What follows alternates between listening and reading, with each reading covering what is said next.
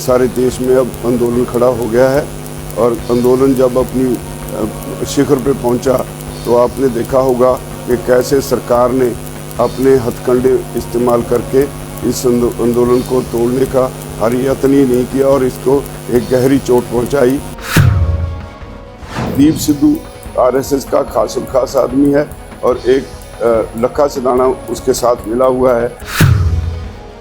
Sir Sarwan Singh Pandher से लंबी मुलाकात करके उनसे बार बार प्रार्थना की कि इस आंदोलन को बचाओ, सारे इकट्ठे होकर लड़े, लेकिन वो नहीं माने।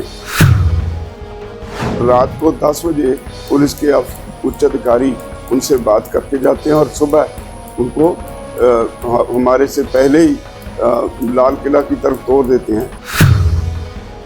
जिस तरह से लाल किले पे झंडा फहराया गया, इतना लंबा समय पता नहीं पुलिस कहाँ थी।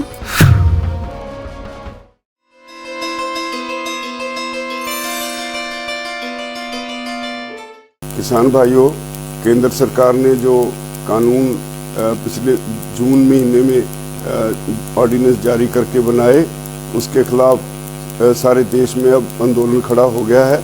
और आंदोलन जब अपनी शिखर पे पहुंचा तो आपने देखा होगा कि कैसे सरकार ने अपने हथकंडे इस्तेमाल करके इस आंदोलन को तोड़ने का हर यत्न ही नहीं किया और इसको एक गहरी चोट पहुंचाई।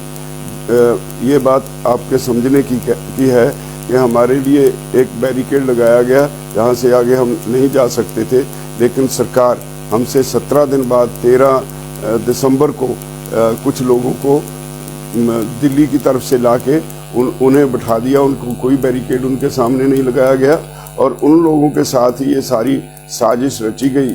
और एक लखा सिधाना बीजेपी का आरएसएस का खासुल खास आदमी है और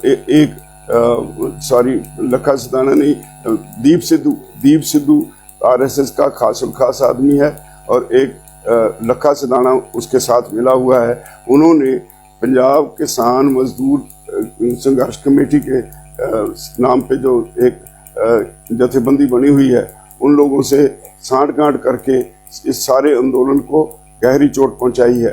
हमने 25 तारीख को उस किसान संघर्ष कमेटी के अगुआ सरवण सिंह पंधेर से लंबी मुलाकात करके उनसे बार बार प्रार्थना की कि इस आंदोलन को बचाओ, सारे इकट्ठे होकर लड़े, लेकिन वो नहीं माने।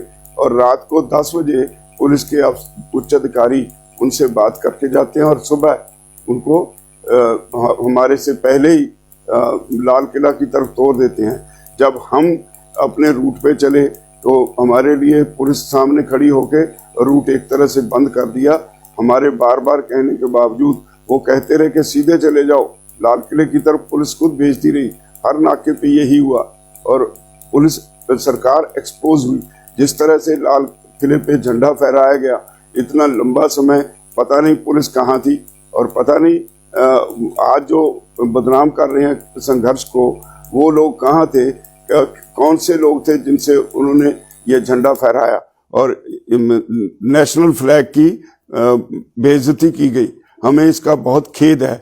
हमने, हालांकि हमारी इसमें कोई गलती नहीं, क्योंकि आंदोलन की शुरुआत हमने की थी, इसलिए कल हमने प्रेस कॉन्फ्रेंस करके इसके लिए भी अपनी इखलाकी जिम्मेवारी समझते हुए माफ़ी मांगी देशवासियों से कि अगर किसी ने भी इस आंदोलन का नाम लेके नेशनल फ्लैग की बेअदबी की है तो हम उसके लिए हमें खेद है।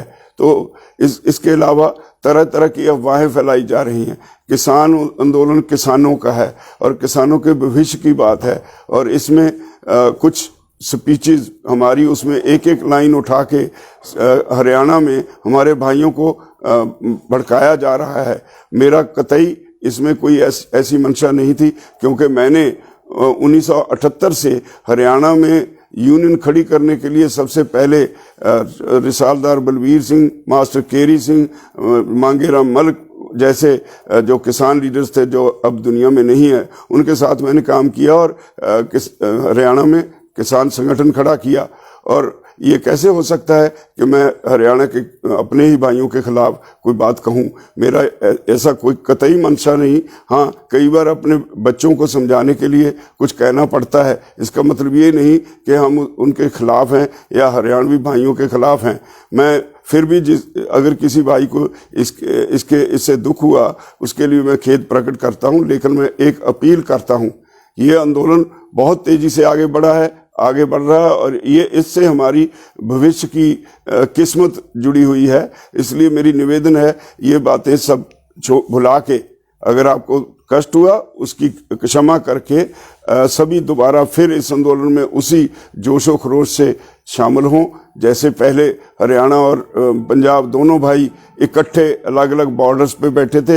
यूपी वाले अपनी जगह बैठे थे, उत्तराखंड के लोग बैठे थे, मध्य प्रदेश के लोग बैठे थे, महाराष्ट्र के लोग बैठे थे, सभी देश के अलग अलग राज्यों से लोग बैठे थे, लेकिन पंजाब और हरियाणा की संख्या सबसे ज़्यादा सी, और ये पंजाब और हरियाणा ही ये इस आंदोलन के साथ देश की किस्मत बदलने वाला था। लेकिन सरकार अपने षड्यंत्र में कामयाब हुई, वो एक गहरी चोट पहुंचाई गई। हम सभी इस घाव से अभी तक जख्मी हैं, और इसी दशा में कई बातें मुंह से निकल जाती हैं।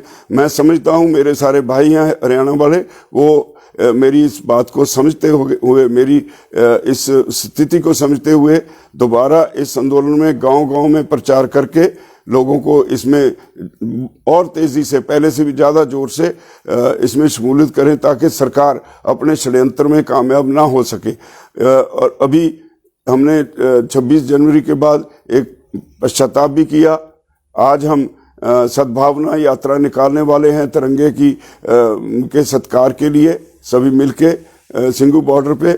और इसी तरह अगला प्रोग्राम 30 जनवरी को गांधी जी के शहीदी दिन पे एक दिन का सारी लीडरशिप अनशन करेगी। और 1 जनवरी का प्रोग्राम फिलहाल इसीलिए, क्योंकि कन्फ्रंटेशन का माहौल सरकार बना रही है, इसीलिए हमने पोस्टपोन कर दिया है। तो मेरी सभी भाइयों से निवेदन है, मेरी इस बात को गंभीरता से लें। आंदोलन बहुत बड़ा है, आंदोलन आपके भविष्य का, आपके बच्चों का, आपके परिवारों का, उन सब के लिए है, और उनके भविष्य को तय करेगा। इसलिए ये छोटी बातें, मैं बहुत छोटा आदमी हूँ आंदोलन के मुकाबले। अगर किसी को दुख हुआ है तो मेरी बातों से नाराज होके आंदोलन को मत बिगाड़ें, आंदोलन को उसी सतर पर फिर लेके आए। मैं उम्मीद करता हूं कि सभी भाई मेरी इस बात को जरूर मानेंगे। धन्यवाद।